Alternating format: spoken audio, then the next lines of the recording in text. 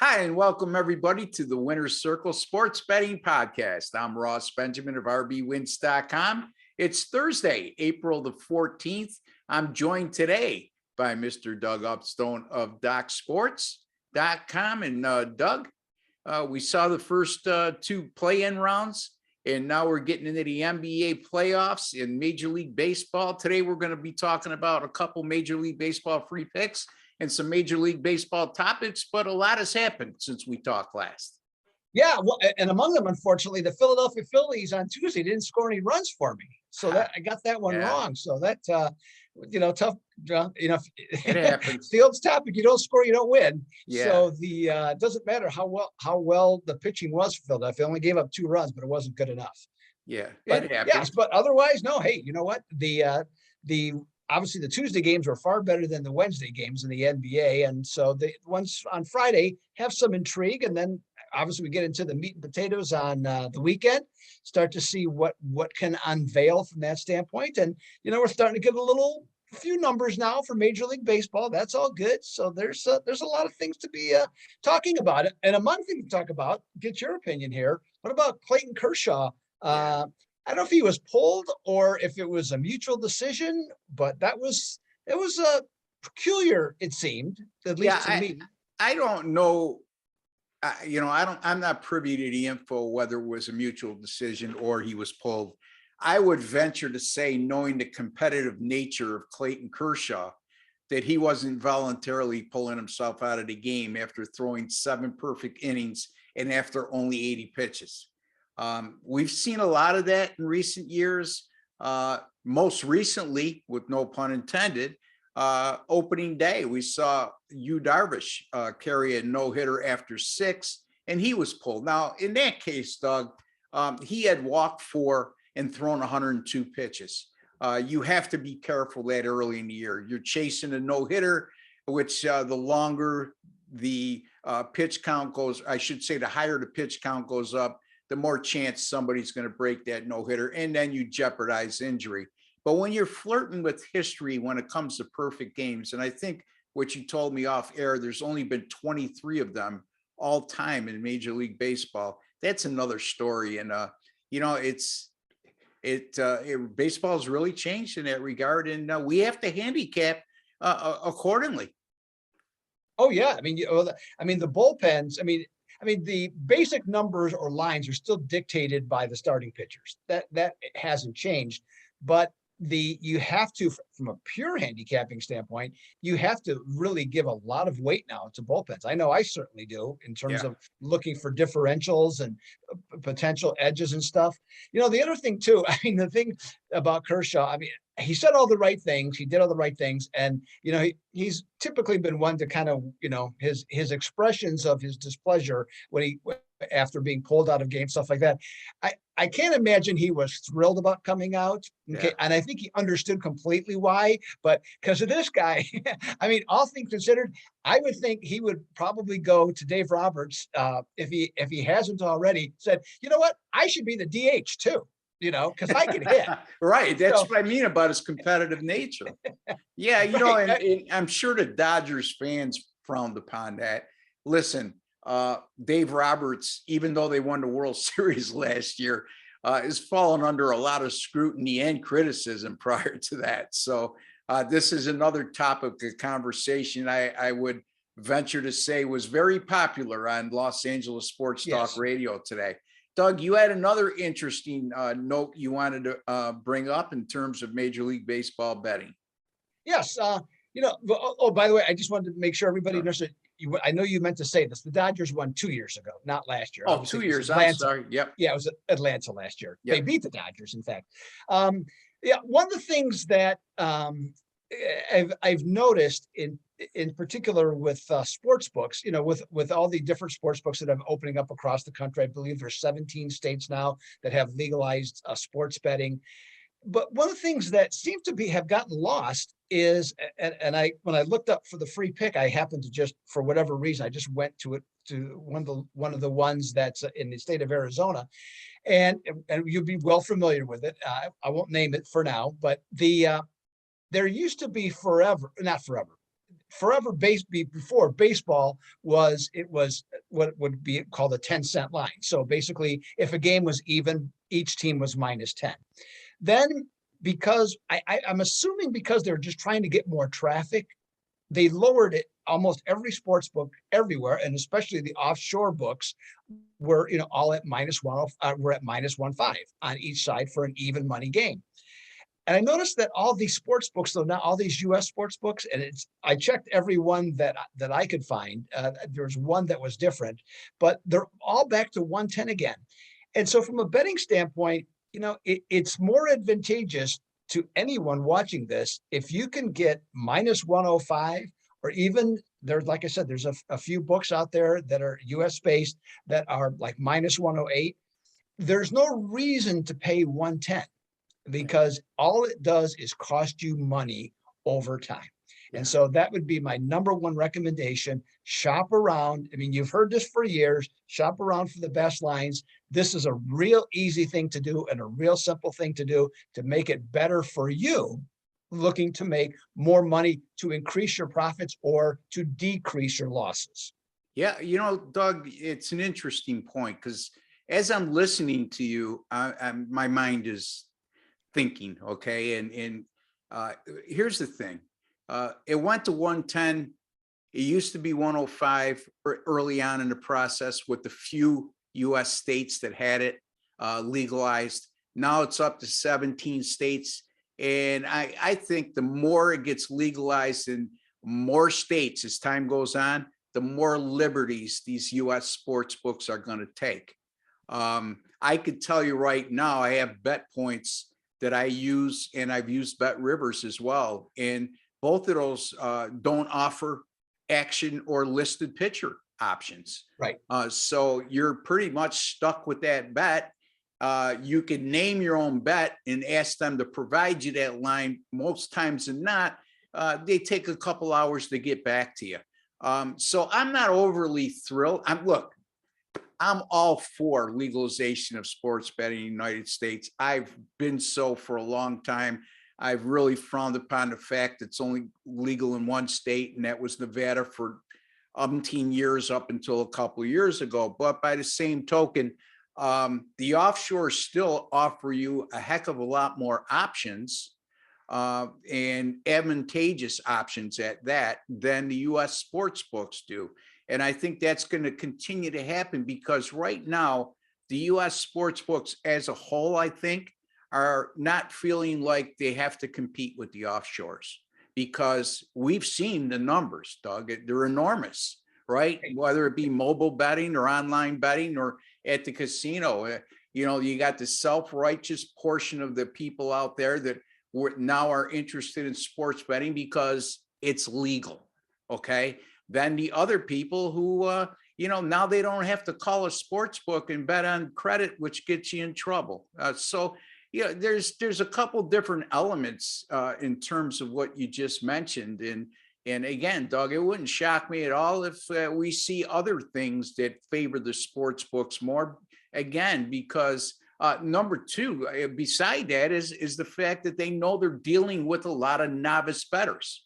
So guys like me and you who know the difference in it used to be -105, -105 on an even game. Now it's -110. And as Doug says, you got to look long term. Short term, you're not gonna feel it. But after 100 bets or so, even if you go 60 and 40, that's cutting into your winnings.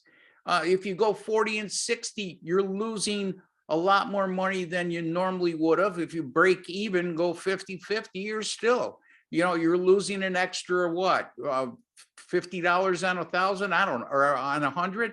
So it adds up. Oh yeah. I mean, I agree. And this is a whole nother discussion. It has nothing to do with sports betting, but it points to, for better, for worse, corporate greed. Yeah. And that's what it is. And you can look at that any number of different ways, however you want. But the fact of the matter is this is what is occurring, and it affects all of us. Okay. Because of the numbers. And you do have some options, you do have some recourse, but if you can get that, that's why you always hear the talk about find the best value that you can, and why it's advantageous to have open multiple sports books, because you might not get the best line of anything, but you can get the best line you can get by doing it. Yeah, even now, I mean, I remember all the sites I used to be on specifically told you you have to choose between listed and, or you have to show the pictures. You have to choose between listed and action, listed starting pitchers or action. And now I think I have one of the sites that I'm on that actually recognizes where you can click on listed starting pitchers. Right. And if there's a pitching change, it's ruled a no play. Now, it doesn't happen a lot, okay? It does, it happens more frequently than people will know, but you have to be on that game for it to affect you. So when I say it doesn't happen a lot, and that's what the attitude has sort of been taken with some sports handicapping sites is, look, you know, we don't want to be bothered with this headache as least as it occurs, which is even lesser when it's just you specifically, because there could be 3 pitching changes in the same day before a game starts, and you might not have any of those games. And then 2 weeks from now, you might have 2 to 3, you know, so, you know, it's an adjustment in our thinking, but, you know, it is what it is, and we have to evolve, and it's an even playing field. So, and Doug, you also had some interesting, go ahead. I didn't mean to cut you off. I'm sorry. All I was going to say is that the biggest thing to remember, no matter how friendly customer service is, okay, at these sports books, they're not out for your best interest. No, and to your point is, they would rather, going with action bets, they would rather have it take your action than not get it. Yeah. Okay. So that's another reason for that change to occur. Yeah, absolutely. So something to keep in mind, folks. And I know a lot of you new bettors out there are probably wondering what we're talking about when it comes to listed and action. Listed simply means whoever the pitchers are. When you look at a line, there's always the parentheses with the starting pitcher next to the corresponding team. And that's for guys like us. Again, I think I could speak for Doug on this. One of our foundational starting points when we handicap baseball is starting pitchers. So when that changes, it changes not only the odds, but it may change the whole dynamic of what we're looking at. So we, as handicappers, we're always taught, make sure you tell your clients to click listed starting pitchers, because that's what our premise is. Well, now, if the other option you had would be to hit action, and that means no matter who the starting pitchers are, this is your line. So it works for you, it works against you, I guess, sometime, but I'm not a big fan of just action plays. Right, I agree. So, Doug, you also had a point to be made. The popularity now of the 1 inning plays, in the kids now love these 5 inning plays, and I could see why. The 1 inning plays, though, I was asked about this on picksandparleys.net today. I was on a show with Ellie Burns, who does a great job over there. And the question came up, how do I feel about these new 1 inning plays? And I said, quite frankly, it reminds me of betting on a coin flip in the NFL. But you had another take on it when we talked off air. So I'm going to let you share that with the viewers. Yeah, well, I mean, I've seen it a lot, on Twitter. I mean, there's a lot of discussion, about it, and a lot of people talking about it. So it's like, okay, I'll look into it. I have not done it. I've never done it. I've never thought about doing it, but now I'm curious. And so it's like, okay, why would you want to do that? Well, first of all, for people that are, let's just say, or there's a presumption, if they're less skilled in trying to pick a game, if you just have to pick 1 inning, you have fewer variables to have to look at. And it's also more instantaneous. I mean, the circumstance, the pitchers are going to be the pitchers, and they only have to perform for 1 inning in order for you to make will there be a score, to make it be a no bet. Okay, so that's real simple. So it's like, okay, what do you have to do though? What do you have to look at? I mean, yeah, if you consider it a coin flip, then Yeah. you have no advantage Yeah. in this. So how do you set yourself up for an advantage? I'll make this quick because I know we want to get to the free plays. From what I am reading is that obviously you would like good starting pitchers, okay? But in particular, you want starting pitchers that give up low home run rates because they're going to be facing arguably the three best hitters to start the Good game point. in any lineup.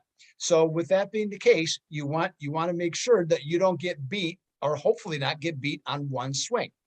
The other thing to look for is from what I read as I'm understanding it, and actually, Ross, at the base, I'm kind of interested now to look into this further and to see what you can figure out. But the other thing is you would think you would want poor teams, okay, that would poor teams that don't hit well. But the consensus more is that you actually want good hitting teams that are in slumps. So, for example, if any number of different teams haven't started that well, the Yankees, for the most part, would be a good example. Is they got guys that mostly at the top of the lineup, and this is how lineups are being construed. It used to be the leadoff man was designed to get on base. That's not the case anymore, for by and large. So if you got all these guys that are big swing and miss guys, and it's just all about trying to hit the home run. Well, if they're in a slump and they're going up against a pitcher that allows a lower home run rate, okay, that's a good opportunity for one half of what you're looking at to do. And so you try and combine the two of those elements together. And if you can get that, you can get some from everything I'm reading and understanding, you can get some fairly decent lines. As for example, if you want to no bet, and it's most of them are always going to be weighted towards minus 120 to minus 150 for the most part. And so if you can get that, you're going to pay something for it. No question. If it's no, you're going to pay something for it. If it's yes, everything I just said, you basically just turn it over to where if a team they got the top of the order is hot, they're facing maybe not a great pitcher. So you flip the script on that. So I'm not going to go into all and all about it because I don't know everything there is about it either myself, but I think it's an interesting topic. Yeah. Interesting points you made too. Look at the coin flip reaction I had today was me just being old school. Come on, right. You can't wait 9 innings for a result. You can't wait even 3 hours for a result. I look at it from a degenerative standpoint. Do you need a result that quick? Go to the racetrack. You'll get a result in 3 minutes, and then you got to wait 25 minutes for another race.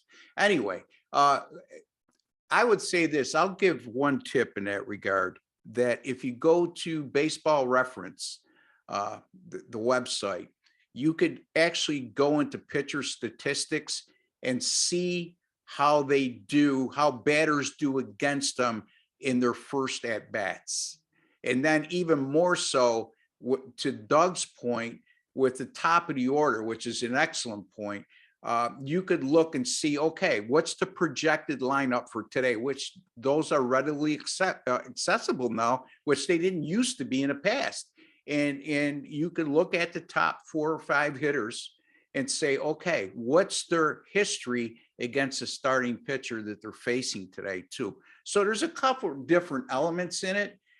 From a handicapper standpoint, it means nothing to me because, I guess I might dabble with it in my own personal bets in due time if I see some validity to it. And Doug certainly has swayed me in that direction a little bit. But, at the end of the day, not a lot of people are going to buy first inning picks from us. So we only have so much time in a day, both of us working on our own. So we got a lot more to worry about than first inning and 5 innings bets. So anyway, Doug, we have free picks for you today, Major League Baseball, for tomorrow, Friday the 15th. And again, friendly reminder, folks, if you have not subscribed to our channel, I don't know why you haven't. We're hitting over 64% over the last 9 weeks on our free picks combined between myself, Doug, Chip Chirimbus, my guest handicappers. Cost you absolutely nothing to subscribe. And while you're there, hit that notification bell. You'll be notified immediately upon any of our sports betting videos going up on the channel. Secondly, if you have subscribed and you're wondering why you have to keep coming back and forth and why we don't set a specific time so you know when to tune in, well, folks, just go into your YouTube account and hit that notification bell, because we work on a flexible schedule. I could tell you we're working Monday through Friday on these videos now, so you can count on a video every day. Don't forget to give us a like at the end of the video, please, because we work awful hard and trying to put money in your pocket, and we've done pretty damn well in doing so of late. And just a small token of your appreciation, folks. Anyway, Doug, you have a free pick. I'll let you take it away. All right, and I concur with everything you just said about that, Ross. So let's talk about some Friday action, and specifically the Boston Red Sox have their home opener. They're feeling a little bit better about things. They're 3-3 after winning 2 out of 3 in Detroit. Their offense, though, it's been chilly as a mid-April New England area day. Okay, just not great. Only hitting 216 as a team, but they are producing a respectable 4.3 runs per game. Now, Minnesota, is going to be the opponent. This is going to be the Twins' first away game, and their offense, yikes, 3.3 runs per game. And Ross knows what this is. I'll explain it at the end of the video, but they're hitting 181 as a team, which is far below the Mendoza line. Okay, and I'll explain that after we're done here. Now, I have to admit to being puzzled by the line that I saw. Initially, I actually saw at a couple of sports books, Boston was an underdog. Now, I looked about probably before we started this video, about 45 minutes before that. It has since gone to either a pick or slightly if Boston slightly favored. I can only imagine that's going to be the case going forward. Nick Pivetta is going to be the Boston starting pitcher. Pivetta, was basically a washout, talented, but a washout in Philadelphia. He did really well the first half last year. He really is pretty much a middle of the rotation guy for all intents and purposes. There's nothing special about him. Joe Ryan, though, is the pitcher for Minnesota, and kind of like his name, there's not much to say about Joe Ryan. He's not a wonderkin, that's for sure. I mean, he's not on anybody's radar as a star. So I think the starting pitching is fairly close from that standpoint. Now, one of the things that I'm looking at, also Boston bullpen, their ERA is a full run lower than Minnesota's is as we come into this game. Now, I know we're early, still significant difference, a full run different. Also, Minnesota has committed the most errors in baseball to start the season. That's another negative there. So I'm looking at this game. I see Boston's at home, excited to be at home for the home opener. Their starting pitching is probably about even with Minnesota. They got the better offense, the better defense, and the better bullpen. For my money, Ross, at minus 110, I'll take the Sox on this one. Take Boston to get the job done in their home opener against Minnesota. And you want to explain the Mendoza line? The Mendoza line. I actually even forget the decade it was. Mario Mendoza was a shortstop for the Pittsburgh Pirates. And this guy, he could hit his weight because he weighed about 160, but that was about it. And so he was a perennial 200 hitter, I believe, for his career. I think he ended up hitting like 203.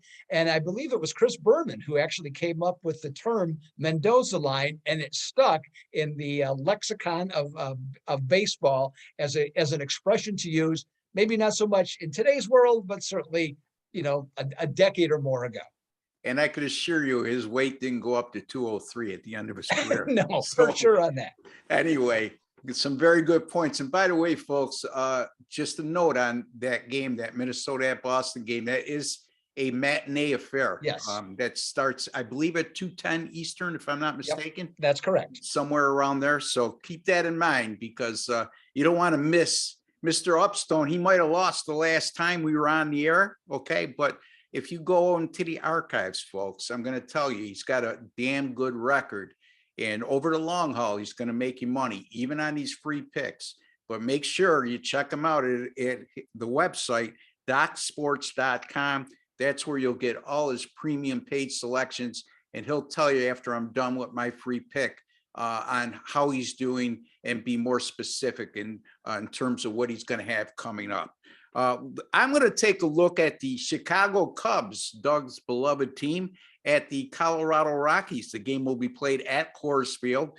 And Doug, there's a total of 10 and some 9.5s in this game, which is extremely low by Coors Field standards. So they're begging you to take the over in this game. And especially as good as German Marquez has been, he has struggled against the Cubs in recent outings.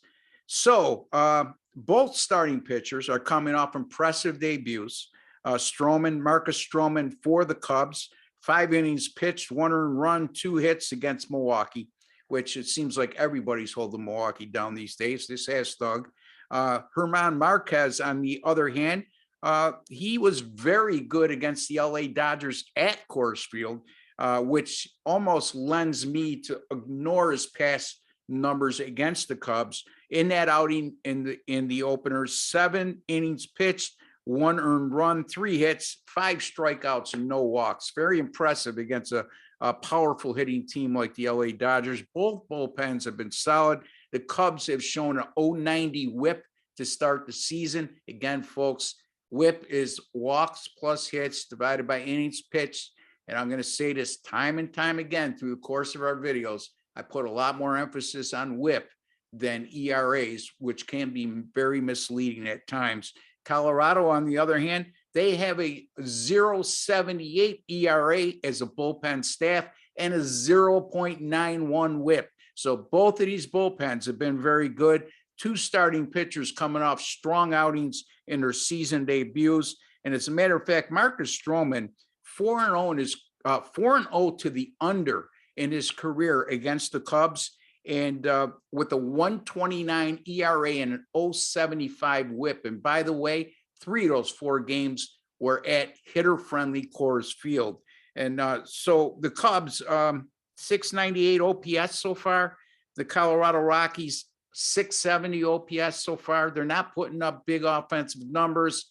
And like I said, with the total being either 9.5 or 10, I already used 10 at DraftKings. I already put this bet in. I'm going under the total at 10 in this game. The Cubs and Colorado Rockies under 10. And Doug Upstone, he likes the Boston Bo Sox minus 110 over the Minnesota Twins. Doug, let you take it away. If you have any comments on my pick, feel free. If not, take the folks right into where they can find you, what you got coming up, and how you've been doing. Yeah, no, I mean, everything you said, especially about Colorado's pitching, just in general, has been very true. And, and obviously the facts are the facts about in terms of how the starting pitchers have been so far. So, hey, you know what? I think that's a very sharp play and ready to go with it. And have to go back and take a look at it myself when I look at all the different stuff, see if that's something that should be on my board as well. Now, speaking on the board tonight, we're doing this video. I actually have my first best bet of the baseball season at Docs. So if you happen to see this on Thursday night, I have a run line 5-unit best bet ready to go. It's in a late game, a West Coast game. So you can check that out if you'd like. And like I said, last year I was the #1 handicapper at Docs for Major League Baseball and finished 2nd or 3rd at a couple other monitors. Like I mentioned on Monday, a little slower start than anticipated, but this week, off to a good start this week. Hopefully tonight I can continue it, and we'll go into the weekend ready to go. NBA playoffs. Okay, everything gone. I had a unfortunate loss by the Clippers, who I still can't figure out how they not only didn't win the game, but failed to cover. But you know what? That's playoff basketball. So that's where we're at. But still, even with that 42-17 run, 70+% on that, over $7,700 worth of profit. I'll be in the action probably Friday for sure. I already got 2 picks I'm looking at Saturday. Sunday, of course, we only have 2 of the 4 games, what we're going to know. So check that out, though. That's all available at the Doug Upstone page at Doc Sports. And in the NHL, starting to get some momentum. I mentioned that on Monday. Well, it definitely is holding true still. Most recent run, 60% on NHL picks. Let's see if we can get it rolling to get ready for the Stanley Cup playoffs. Yeah, there's nothing like the Stanley Cup playoffs. Look, you could argue with me all you want. The intensity in Stanley Cup playoff games is unmatched, in my opinion.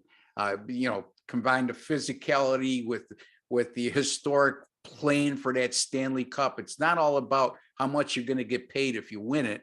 It's just about the prestige and having your name on that cup. That a lot of the Canadian kids, especially, and the American kids, have caught on over the last 20 years, how significant that is. It leaves a legacy. So keep an eye on Doug's NHL picks. I can tell you firsthand, I've been following him in the NHL for many years, and he does awfully darn good, folks. And I'll be posting NHL Stanley Cup playoff picks as well.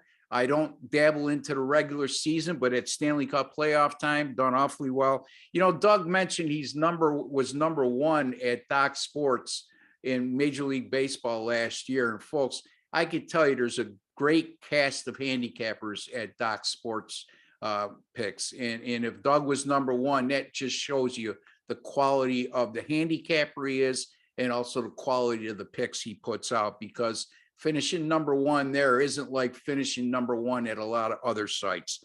Having said all that, I'm not bad myself, guys. You can find me at rbwins.com. I'm 6-3 with my last 9 in Major League Baseball. Since the start of last year, my Major League Baseball 10-star top plays, which are my best bets, I only put 67 of them out since last year, 44-23 with those picks, somewhere around 65.6%. And folks, I don't dabble with big chalks. I very rarely approach minus 140. Most of those picks are minus 135 or less, or underdogs or totals. So again, 44-23, which includes 2-0 to start this season. My NBA catching fire right now, 7-2 with my last 9, including, much to Doug's chagrin, I had the Minnesota Timberwolves, which I felt very fortunate to win on Tuesday, because I agree with Doug. I don't know how the Clippers not only blew that game, but failed to cover, but I'll take it. And I also had the New Orleans Pelicans last night, minus the 5. I found that line to be awful strange for a team that had lost 3 or 4 against San Antonio, and both teams are headed in opposite directions, yet that line was minus 5. So I cashed in there. And since April the 1st, all sports picks 16-9, which is 64%, including 8-3 with my last 11. Until the next time, which with Doug will be Monday, I'll be back with another NBA free pick show later today, which will be for Saturday's NBA card with Chip Chirimbus. But until then, folks, for Doug Upstone and Ross Benjamin, take care and God bless.